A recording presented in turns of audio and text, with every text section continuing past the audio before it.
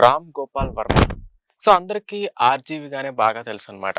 So, ఆయన పేరు చెప్పగానే ఫస్ట్ అందరికి గుర్తొచ్చేదేంటంటే, సో, ఎక్కువగా గుర్తొచ్చేది కాంట్రోవర్సీసే. సో, ఆయన ఇంటర్‌వ్యూస్ అంటే ఆయన్ని మొదటి నుంచి కొంచెం ఫాలో అయ్యేవాళ్ళైతే 'రాముయిజం' సిరీస్ గురించి చాలా మందికి బాగా తెలిసే ఉంటది. సో, ప్రతి టాపిక్ మీద అంటే ఎడ్యుకేషన్ మీద, ఫుడ్ మీద ప్రతి దాని మీద ఆయన వ్యూస్ అంతా ఒక సీరీస్‌లా ప్లాన్ చేశారనమాట. సో, ఆయన గురించి తెలిస్తే కొంతమందికి హేట్ రేట్ ఉంటది. ఇంకొంతమందికైతే ఒక గొప్ప ఫిలాసఫర్‌లా అనిపిస్తారనమాట. అయితే ఆయన అంతకుముందు ఒక చాలా మంచి సినిమాలు చేశారు.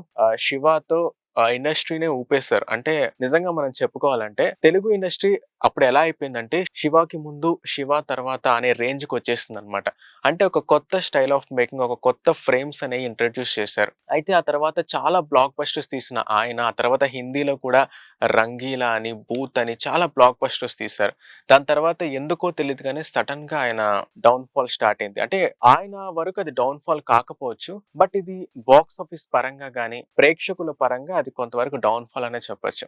అయితే ఏంటంటే ఆయన రీసెంట్‌గా 'పోలీస్ స్టేషన్ మే భూత్' అనే ఒక మూవీని అనౌన్స్ చేశారనమాట. సో, అందులో హీరో మనోజ్ బాజ్‌పేయి. అంటే దీన్ని బట్టి తెలుస్తుందేంటంటే, అంటే ఆయన మళ్ళీ హిందీ ఇండస్ట్రీ ద్వారా కమ్‌బ్యాక్ ఇస్తున్నారా అనే డౌట్ అయితే చాలా వరకొచ్చేసింది. ఎందుకంటే ఒక కపుల్ ఆఫ్ మంత్స్ బ్యాక్ ఆయన ఒక ఎక్స్‌లో ఒక ట్వీట్ చేశారనమాట. సో, నేను ఒక మంచి సినిమా చేయాలనుకుంటున్నాను. నేను మళ్ళీ కమ్‌బ్యాక్ ఇవ్వాలనుకుంటున్నాను అనే కోణంలో ఒక ట్వీట్ చేశారు. అప్పుడు ఏమనిపించిందంటే చాలా మందికి ఓకే. నిజంగా ఈయన మళ్ళీ కమ్‌బ్యాక్ ఇవ్వబోతున్నారేమో అని చాలా మందికనిపిచ్చింది.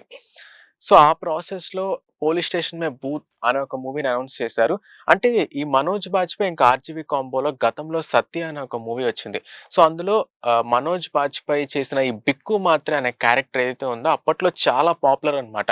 ఆయనకి ఎన్నో అవార్డ్స్ కూడా వచ్చాయి. ఆ ఎన్నో అవార్డ్స్ కాదు అంటే అవార్డ్స్ కూడా వచ్చాయి. బట్ దాని తర్వాత ఆయన కెరియర్ వెనక్కి తిరిగి చూసుకోకుండా చాలా వరకు టర్న్ అయిపోయింది. అంటే ఇలా చాలా మంది లైఫ్ కెరియర్ ఇలా టర్న్ అయిపోయింది. ఈవెన్ హిందీ ఇండస్ట్రీలో కూడా చాలా మంది కెరియర్ టర్న్ అయిపోయింది.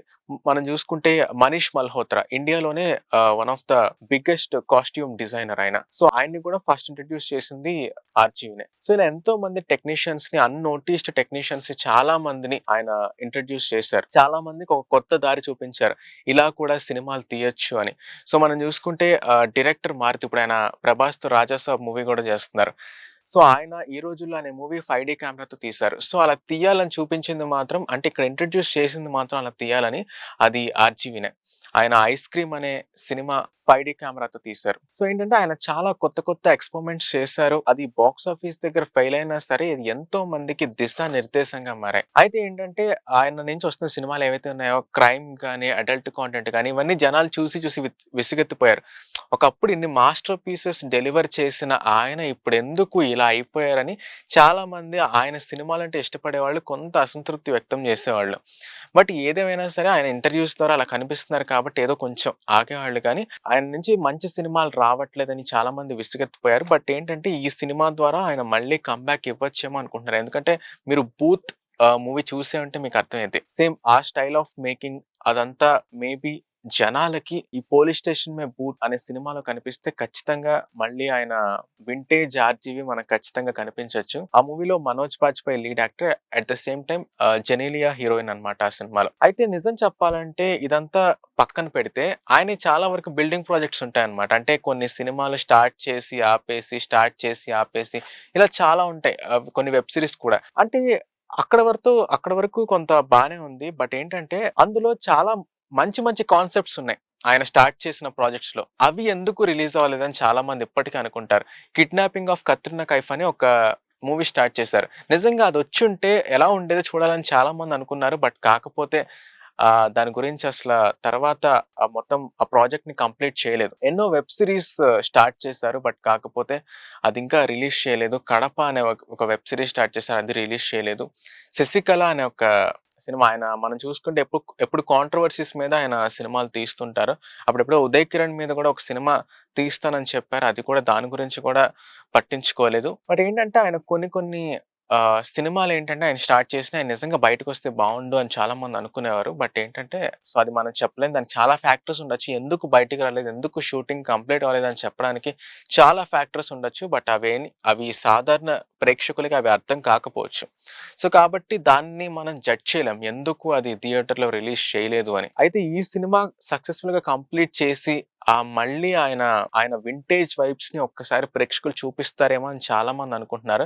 ఎందుకంటే పోస్టర్ కూడా చాలా ఇంప్రెసివ్‌గా ఉంది. ఎందుకంటే అందులో 'ఆర్‌జీవి మార్క్' కనిపించింది నాకైతే ఆ పోస్టర్ చూసినప్పుడు కూడా. ఇది ఎప్పుడో అనౌన్స్ చేస్తారు. బట్ కాకపోతే రీసెంట్ ఇంటర్‌వ్యూస్‌లో దీని గురించి కొంత చెప్పడం మొదలుపెట్టారనమాట. అంటే దీని ప్రస్తావన కొంచెం తీసుకొచ్చారు ఈ సినిమా గురించి. అంటే వేరే డైరెక్టర్స్ పోస్టర్స్ వేరు. ఆయన పోస్టర్స్ వేరు. ఆయన పోస్టర్స్ గాని, సినిమాటోగ్రఫీ గాని అంతా ఒక ఫిల్మ్ స్కూల్‌లా ఉంటదనమాట. 'ఆర్‌జీవి' ఏం చేసినా సరే అది కొత్త ఎక్స్‌పెరిమెంట్‌లా అనిపిస్తుంది. ఆయనది పోస్టర్స్ కూడా చాలా క్రియేటివ్‌గా ఉంటాయి. అది మనం ఆలోచిస్తాం అనమాట చూసిన వెంటనే. ఇది ఎలా ఎడిట్ చేసుంటారా? ఇది ఎలా అసలు దీని కాన్సెప్ట్ ఏమై ఉండొచ్చు అని మనం ఆలోచింపచేసేలా ఉంటాయన్నమాట ఆయన పోస్టర్స్ కూడా. అలా చాలా అద్భుతంగా ఉంటాయి ఆయన పోస్టర్స్. ఈ పోస్టర్ కూడా ఏంటంటే అందులో 'ఆర్‌జీవి మార్క్' అయితే నాకైతే కనిపించింది ఆ పోస్టర్‌లో చూసినప్పుడు. సో, ఖచ్చితంగా ఈ సినిమా సక్సెస్‌ఫుల్‌గా కంప్లీట్ చేసి మళ్ళీ వింటేజ్ 'ఆర్‌జీవిని' చూపించచ్చేమో అని అనుకుంటున్నా. లేదా ఇది కూడా బిల్డింగ్ ప్రాజెక్ట్‌లా అయిపోతుందేమో. సో, తెలీదు. సో, మనం గెస్ చేయకపోవచ్చు ఫ్యూచర్‌ని. సో, చూడాలి ఖచ్చితంగా ఆ సినిమా అయితే బయటకొచ్చి థియేటర్‌లో రిలీజ్ అవ్వాలి. మళ్ళీ అందరూ ప్రేక్షకులు మళ్ళీ 'ఆర్‌జీవి' సినిమాల్ని థియేటర్‌లో చూడాలి అని ఇప్పటికి చాలామంది అనుకుంటున్నారు. మరి చూద్దాం. సో, మనం అనుకుంటే సరిపోదు. అక్కడ సినిమా కంప్లీట్ అవ్వాలి. అది థియేటర్ వరకు రావాలి. సో, చూడాలి ఏం జరుగుద్దో. సో, ఈ వీడియోపై అంటే 'ఆర్‌జీవి' మళ్ళీ ఆ సక్సెస్ ట్రాక్‌లోకొస్తే ఎలా ఉంటది? ఎలా ఉండబోతుంది అనుకుంటున్నారో కింద కామెంట్స్‌లో షేర్ చేసుకోండి. అలాగే వీడియోని లైక్ చేయండి, షేర్ చేయండి. మన ఛానెల్‌ని సబ్స్క్రైబ్ చేసుకోండి. పక్కనే ఉన్న బెల్ ఐకాన్‌ని యాక్టివేట్ చేసుకొని మీ ఫ్రెండ్స్ అండ్ ఫ్యామిలీకి షేర్ చేయండి.